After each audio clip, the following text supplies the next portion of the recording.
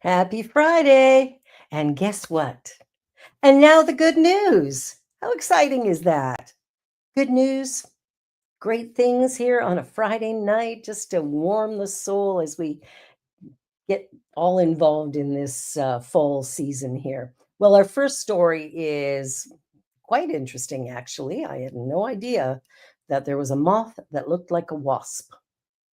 No idea. So, this is the first nature reserve to record 10,000 species in the UK, thanks to a moth that looks like a wasp. Nature Reserve has become the first in the UK to record 10,000 species with the discovery of a unique moth that imitates a wasp. The Natural Trust's Wicken Fen in Cambridgeshire, England, hit the total when a rare species of moth, the six-belted clearwing, was recorded on the reserve for the first time. It has six yellow stripes on its black abdomen to mimic the appearance of a venomous wasp, which aids in warning off predators. Recent finds at the National Nature Reserve include the formidable ant beetle, a scarce plant in the pea family called grass vetchling, and another moth, the evocatively titled chamomile shark. New bird records include a white-tailed eagle that roosted for one night in 2022 and a white stork that has been seen several times in summer of 2023. Reaching 10,000 recorded species is a proud achievement for everyone who has ever taken an interest in this special corner of the country, said Alan Kell, a manager at the National Trust.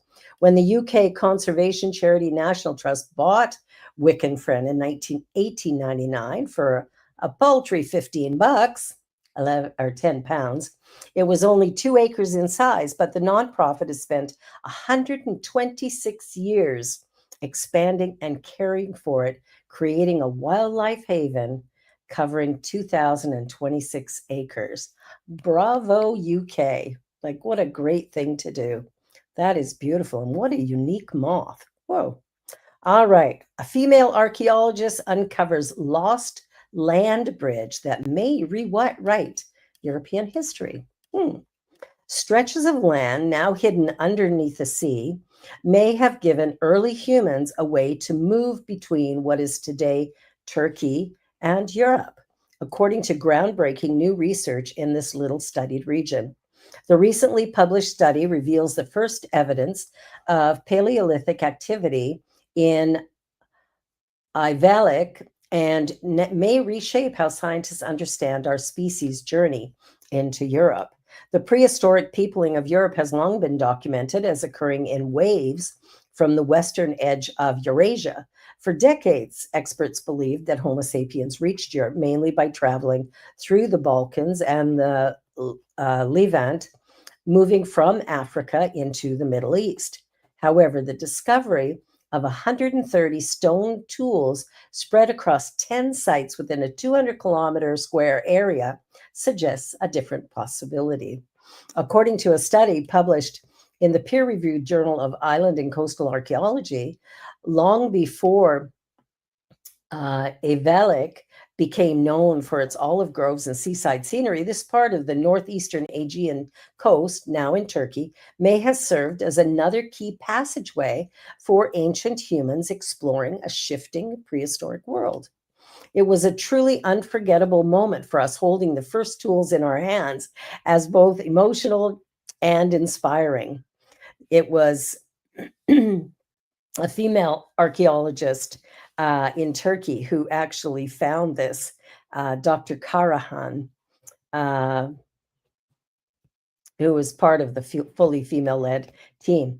And each find from there was a moment of excitement for the whole team. So you can imagine, as an archaeologist, finding something totally new, like that's got to be the epitome of joy. Like, wow, that's like winning the World Series.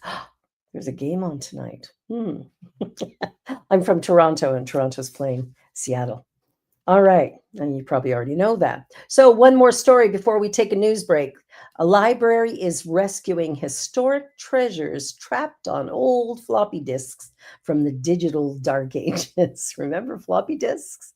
Yes, yes, yes. Cambridge University archivists are leading an important project to extract and conserve valuable energy information from floppy disks before they become unusable. The initiative began when the archive received a box of 5.25-inch floppy disks from a DOS formatted computer that belonged to none other than physicist dun, dun, dun, dun, Stephen Hawking, who was able to use early computers despite his disability from ALS. The challenges a group of archivists encountered when they attempted to read the discs helped them realize how vulnerable this funny, briefly adopted technology, which predates compact disc, is to the ravages of time, and how a clock was ticking to get important information off them before they become unusable. It spawned a project aptly named in our current pop culture environment, future nostalgia. Before the term was chased from the historical lexicon with torches and pitchforks, the Dark Ages were used to describe the period in European history when primary source writings are particularly scant, between the fall of Rome and the Middle Ages. The Future Nostalgia Project presents the case that the late 20th century may form a sort of dark ages from historians in the future when they look back on our time and see a big hole in early computer writings. Certainly, books and magazines and newspapers are available, but if floppy disks and other early technologies aren't kept in good order, early computer writings may seem sparse to future historians. So, this seems like a big project, but I think it's an important project. Well, we're going to take a little commercial break and we'll be back in just about 2 minutes with more good news for your Friday night.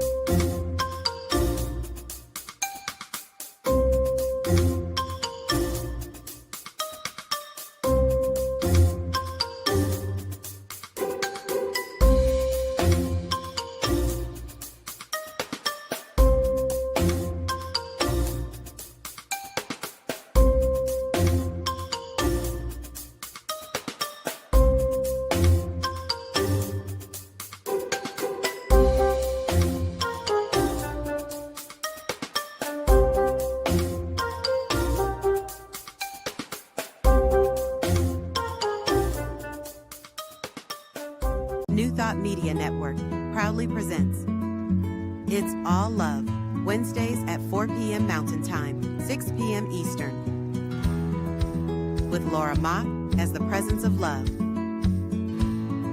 Maria Hartman, knowing truth, Wendy Wilson as the quality of presence, and Lara Brzezinski as the essence of joy. It's all love, a space where we open into the heart, tap into the soul's deep wisdom, and enter into the energy of love, truth, presence, and joy. It's all love, Wednesdays at 4 p.m. Mountain Time, 6 p.m. Eastern.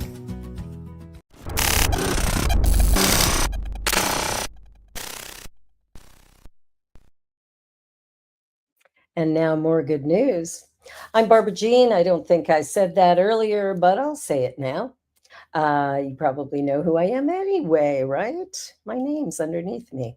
All right, so our next story, a female-led Arab team turn coffee and plastic waste into activated carbon, capturing CO2 in the atmosphere. This is cool. A new technology utilizing coffee and plastic waste is designed to capture carbon dioxide from industrial processes before it's released into the atmosphere and has been patented by scientists. The highly novel and detailed method, with promising potential to reduce environmental pollution, utilizes a blend of spent coffee grounds, polyethylene terephthalate, and potassium hydroxide, a strong alkaline chemical. The components together form an effective material for CO2 absorption. Globally, an estimated 8 million tons of spent coffee greens are grounds are discarded annually, mostly ending up in landfills where they emit methane and other greenhouse gases. PET is a member of the polyester family and widely used in consumer packaging. Potassium hydroxide serves as a powerful activating agent in the process, enhancing the material's ability to trap carbon. What begins with a Starbucks coffee cup and a discarded plastic water bottle can become a powerful tool in the fight against climate change through the production of activated carbon. She said the process operates at an activation temperature of 600 degrees Celsius, much lower than conventional thermal recycling methods for plastic, and emphasized that the patent presents significant findings in the synthesis of activated carbon from waste materials and the waste to resource approach that underpins the technology. Activated carbon is used in a broad spectrum of industrial and consumer products, including gas purification and drinking water filtration, as well as swimming pool, aquarium, wastewater, and sewage treatment systems. So, this could be a very good thing environmentally. Oh, the women of this world are doing good work. Well, so are the men. All right, here's a funny one. This is a good looking outhouse, actually. I lived on a farm as a child for a while. Our outhouse did not look like this. Anyway, mushroom powered outhouse in University Garden composts waste with no smell. We didn't have that in our outhouse either. No smell, I mean. Scientists have used the root system of mushrooms to create a composting toilet that is odor absorbing while creating over 2,000 liters of fertilizer and soil a year. Separating solids from liquids and processing each in different ways using fungi mycelia, the toilet can currently be found in the University of BC Botanic Gardens. Called the Myco Toilet, it was developed by Stephen Nallum, a professor of microbiology at UBC, and Joseph Dahman, the project's lead and an associate professor at the University School of Architecture. Together, they hope to rethink a product and system that many people take for granted, starting with their students, most of whom were unable to answer the question, what happens to human waste after the toilet is flushed? Have you ever asked that question? I have never asked that question. We wanted to turn a daily routine everyone knows into a pleasant experience that reminds us of our connection to ecological cycles. The waterless toilet separates liquid from solid human waste, with the solids ending up in a mycelia-lined compartment where laboratory tests say 90% of the odor-causing components are eliminated. The feces are then converted slowly but surely into soil. 600 liters of which can be generated in a year of use, and with the liquid waste creating some 2,000 liters of liquid fertilizer. Not all wastewater treatment plants in the US or the world can produce fertilizer from the waste they collect. In many instances, it's merely sanitized with the regulatory limits and then dumped into the sea or rivers in the form of one of the least pleasant words in the English language, effluent. Waste is the function of our values, and if we can rethink what we value in this context, there's lots of useful material in these effluents that we can recover that then we're adding value back and creating more circular model for the economy and our lives. Better for the environment and better for us. Very, very cool. There's a lot of stuff about environment and things tonight. So this is a good night, Friday, October 17th. All right, so 4 dams are set for removal in Maine, and this will open up hundreds of miles of river for salmon, herring, and sturgeon. In Maine, ownership of 4 large dams has been transferred to the Nature Conservancy. In a sale, it hopes will return the river they operate on into prime habitat for salmon for the first time in a century. Operated by Brookfield Renewables, the dams along the lower Kennebec River prevent ocean-going freshwater fish like salmon from accessing ancestral spawning grounds upriver. On September 15th, 2025, the Nature Conservatory and Brookfield signed a purchase and sale agreement for the 4 dams totaling $138 million. The Kennebec River is fed by Sandy River in the heart of Maine before running down to the Gulf of Maine past the towns of Skowhegan and Waterville. And the Weston, Shawmut, Hydro-Kennebec, and Lockwood dams are located in intervals along this stretch called the Lower Kennebec. The federal regulatory process for decommissioning a dam, as seen in the recent parallel in California, where 4 dams were removed to make way for salmon, needed more than 5 years from start to finish. As a result, TNC will look to gather another $30 million in funding to create a nonprofit that will manage and oversee the decommissioning process, during which the dams could continue to generate power for 5 to 10 years. That would include working with Sappi North America, whose Somerset Mill located between the town of Shawinigan and Shawmut Dam, and to find a solution to the company's long-term water needs, which are currently met by this dam. So we've got some work to do to get it all together, but just imagine down the road the benefits that will come from this. So this is very exciting. Okay, this one is kind of unusual. Scientists cultivate metal instead of 3D printing it, and it's 20 times stronger. Hmm. Swiss researchers have pioneered a method of cultivating metal out of water-based gel, an innovation that promises valuable applications in energy technology. The concept aims to power the production of unique sensors, biomedical devices, or energy conversion and storage components. Scientists in Switzerland have created dense, high strength structures by injecting hydrogel with metal salts of various minerals like iron and copper. Early results show materials 20 times stronger with much less shrinkage than earlier methods. As novel a concept as the cultivating metal sounds like, it's actually been done before, but challenges presented themselves which could not be overcome in these previous experiments. They involved that photopolymerization, a type of 3D printing that sees pouring a light reactive liquid resin into a container and then solidifying specific areas with a laser or ultraviolet light to create a shape. However, because this method only works with light sensitive polymers, its practical uses are limited. Daryl Yee, who leads the laboratory for the chemistry of materials and manufacturing at EPFL's School of Engineering, said these earlier approaches have major flaws. These materials tend to be porous, which significantly reduces their strength, and the parts suffer from excessive shrinkage. To address these issues, Yi and his team have introduced a new approach described in their paper published in Advanced Materials.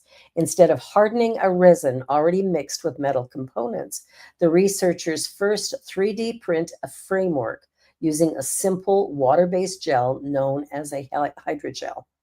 They then soak this blank structure in metal salts, which are chemically converted into tiny metal-containing nanoparticles that spread through the gel.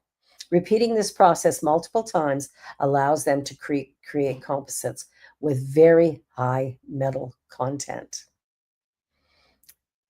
After 5 to 10 of these growth cycles, the remaining hydrogel is removed through heating, leaving behind a dense metal or ceramic object that precisely matches the shape of the original printed gel.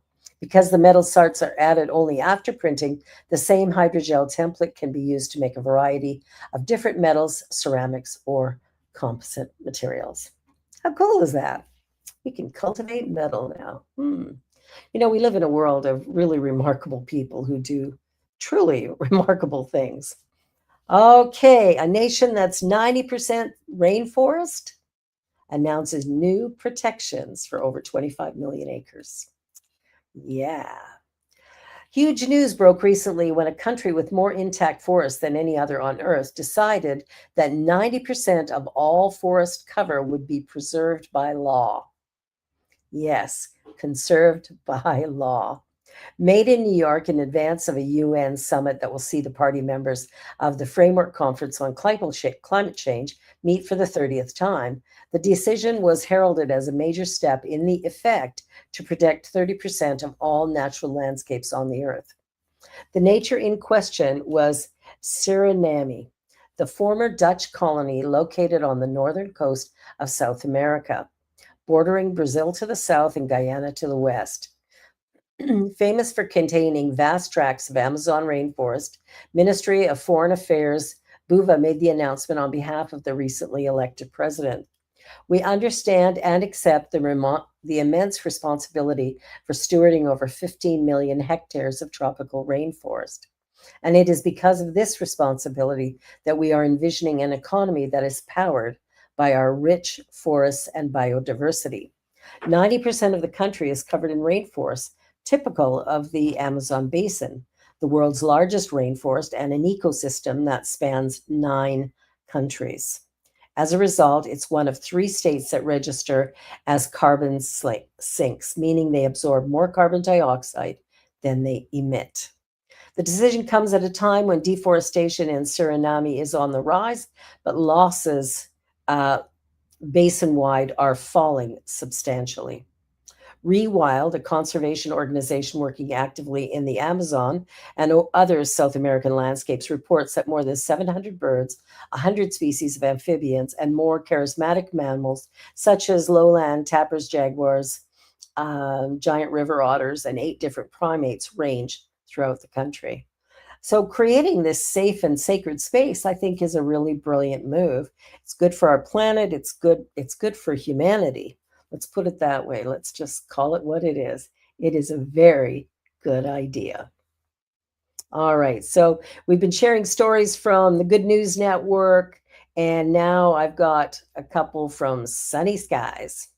So this is a sweet moment. A volunteer and a search dog find a missing 2-year-old. After a tense search in the small town of Dorchester in New Hampshire, a missing 2-year-old girl was found safe thanks to a dedicated volunteer and his absolutely loyal search dog. That's a cute puppy. Late Friday afternoon, New Hampshire Fish and Game and State Police received a call about a missing toddler who had been gone for more than 45 minutes. The little girl had been playing in her fenced front yard with 2 dogs when the gate somehow opened, either by the dogs or the child herself, and she wandered off. Within hours, nearly 100 volunteers joined the search effort, combining the woods and surrounding areas. Among them was Jeremy Corson and his canine partner, Freya, from New England Canine Search and Rescue. Together, they were the ones who found the girl. It was a very sweet moment, Corson recalled. You're able to scoop her up and start asking her questions, making some assessments. And the first thing she said to me was, I'm cold. I think I'm ready for a bath. And that just broke my heart, he said. I'm like, all right, let's get you home and have that bath. According to Fish and Game officials, the child wasn't hurt and was happy to see Freya when she was found. She was carried to a waiting ambulance and taken to Dartmouth Hitchcock Medical Center for evaluation. Conservation officers Chris McKee praised the massive community effort that led to the safe recovery. Without the volunteers and all other agencies that were there, it might not have had a happy ending like it did. That is such good news. Those parents must have been so relieved. Oh, my goodness. Okay, Sunny Skies again. Beloved 3rd grade teacher and her entire class get Disney on Ice surprise. So she's always the one lifting others up, but this time her students got to see her celebrated in the most magical way. Talia Marley, known among staff and students for her kindness and dedication, was being honored by East Idaho News in partnership with Ashley and Ashley Outlet of Idaho Falls for always making a difference. Talia is the kind of teacher who goes above and beyond, first to volunteer, first to help, and always focused on making life better for those around her.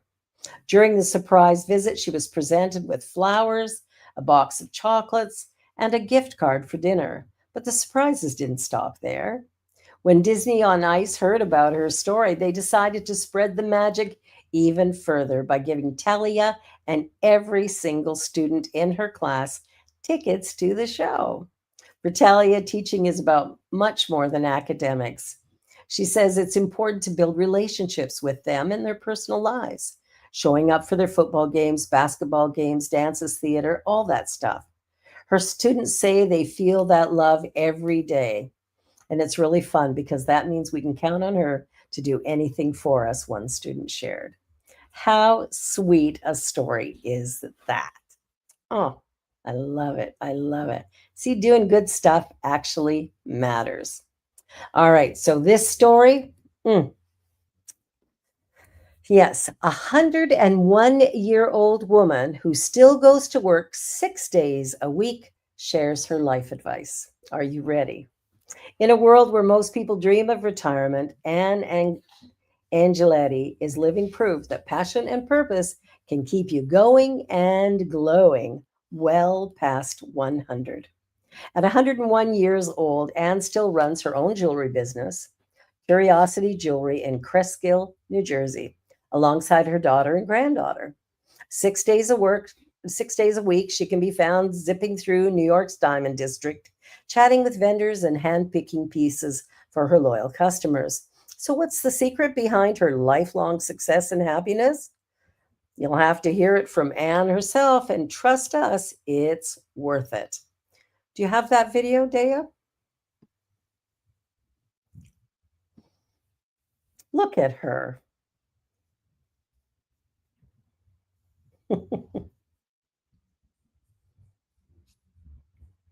It's amazing to think of what she's seen change in her lifetime compared to then to now. And it's remarkable. I mean, she looks really, really good. She's still basically a young woman. Anyway, that's the good news for this Friday, October the 17th. I hope you found the stories interesting and uplifting. And I know for me, And she's oh, always looking she's out got the for her video. customers. Make it straight. Anne is no stranger to hard work. As a child, she left school to help out at her family grocery store in Brooklyn. Her dad sold ice door to door in a horse-drawn cart. This was before refrigeration was even invented. Don't forget, I'm 100. 101 to be exact, but who's counting? This is a lady who was 80 20 years ago and continues to run her own business, Curiosity Jewelry in Cresskill, with her daughter and granddaughter. If I retire, I would die. So I cannot stay home. United States troops are on the move. She hasn't stayed home since her husband went off to fight World War II and rolled up her sleeves and went to work at the Navy Yard, then as a waitress. But she always had a passion for fashion. How many days a week do you come to work? 6. My store is open 5 days. And Monday, I go into the city. So we asked the secret to her success. Rule number 1, self-care. Must get up. You must shower. You must eat. You must take care of yourself. And don't forget to find your happiness. If you don't like what you're doing, then change. The centenarian says always focus on building relationships first. I love that. So live your passion, live your dream, and keep moving.